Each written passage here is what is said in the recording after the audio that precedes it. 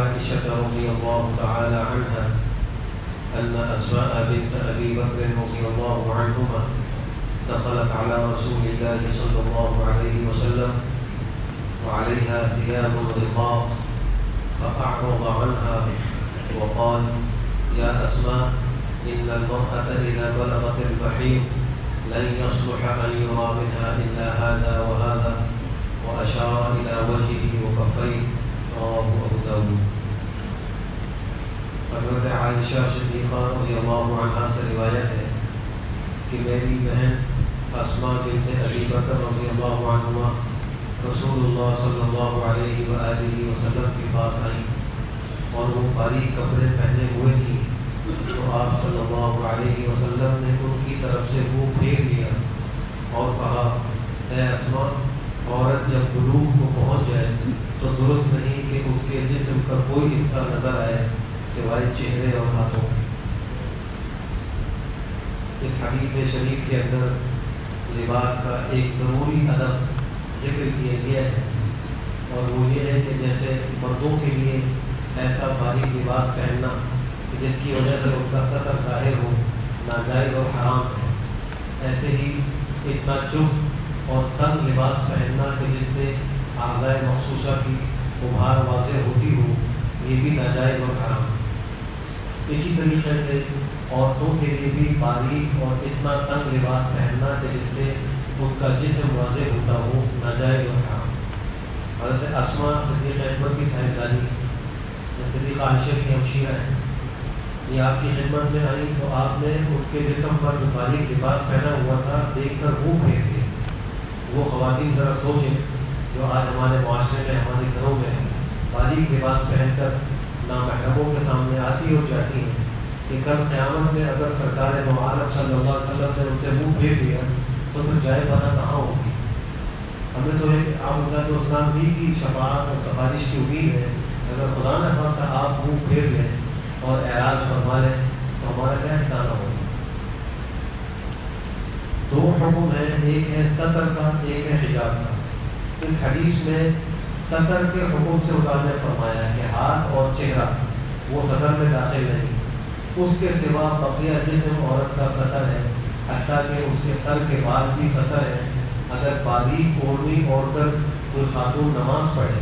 اور اس اوڑھنی سے اس کے بال نظر آتے ہوں تو اس کی نماز نہیں ہوتی، اس لیے کہ اس کے بعد سطر میں داخل ہے، اور سطر چھپائے بغیر نماز ہوتی نہیں، اس کا چھپانا نماز کے فرائض میں سے۔ تو یہ تو حکم ہوا سطر کا۔ دوسرا حکم ہے حجاب کا، وہ بعد میں آیا تھا، سطر کا حکم پہلے آ چکا تھا، تو اس پہ آپ نے فرمایا تھا کہ اپنے اوپر چادریں ڈال لیں۔ حجاب کے حکم میں عورت کا چہرہ بھی داخل ہے،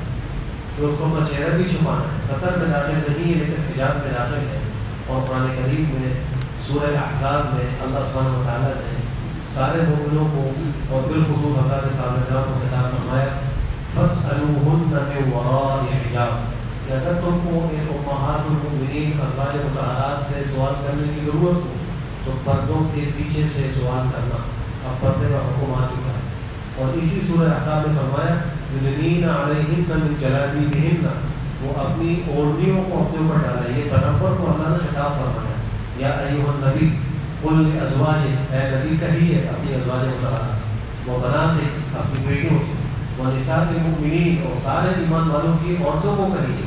یدنین علیہن من جلابیبہن، کہ وہ اپنی اوڑھنیوں کو اپنے اوپر ڈال لیں، یعنی پردہ کریں۔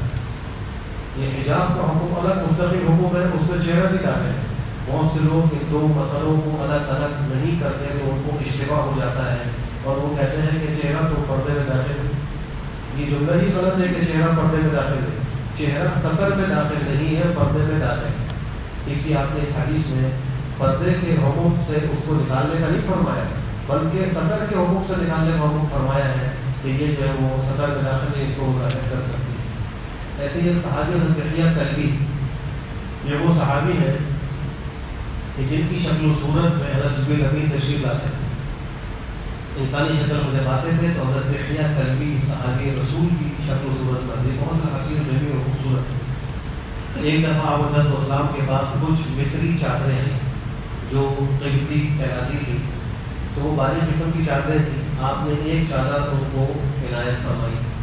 اور فرمایا کہ اے دہیا اس کے 2 حصے کر لینا، ایک حصے سے اپنا کرتا بنا لینا اور ایک حصہ اوڑھنی کے طور پر اپنی اہلیہ کو دے دینا۔ وہ فرماتے میں نے وہ چادر لے لی اور میں واپس جانے کے لیے مڑا۔ جب میں کوئی دور گیا تو آپ نے فوراً آواز دی کہ اے دہیا اپنی اہلیہ کو کہنا کہ اس چادر کے نیچے کچھ خیمان ہے، کوئی استر لگا لے، اس لیے کہ یہ باریک ہے، اوڑھنے کی صورت میں اس کے بال ظاہر ہیں۔ تو اگر باریک لباس عورت نے پہننا ہے تو اس کا طریقہ اسلام نے بتایا ہے کہ اس کے نیچے استر لگایا جائے تاکہ جسم ظاہر نہ ہو۔ یہ ضروری ایسا حکم ہے کہ اس کی خلاف ورزی پر اللہ کا جواب دہی ہے، مواخذہ ہے، اور جن کی اولادیں ہیں ان ماں باپ کی بھی یہ ذمہ داری ہے کہ ان کو اس حکم پر عمل کروائیں۔ حدیث شریف کی روح سے الا کلکم راع وکلکم مسئول عن رعیتی، تم میں سے ہر شخص نگران ہے اپنے ماتحتوں کا، اور اس سے اپنے ماتحتوں کے بارے میں کل قیامت میں سوال ہوگا کہ تم نے ان کو شریعت کا حکم بتلایا تھا، اس پہ عمل کرنے کی کوشش کی تھی۔ بتلانا ذمہ داری ہے، جبر کر کے کروانا انسان کے بس سے باہر ہے، اس کا تو حکم نہیں، لیکن ان کو نیک ماحول فراہم کرنا، ان کو نیکی کی تعلیم دینا، ان کو اچھائی کا حکم کرنا، برائی سے روکنا، یہ تو ہر مسلمان کا فریضہ ہے کہ اس کو ادا کرنے کی کوشش کرنا ہم سب کی ذمہ داری ہے۔ اللہ ہم سب کو بہتر عمل کی توفیق نصیب فرمائے۔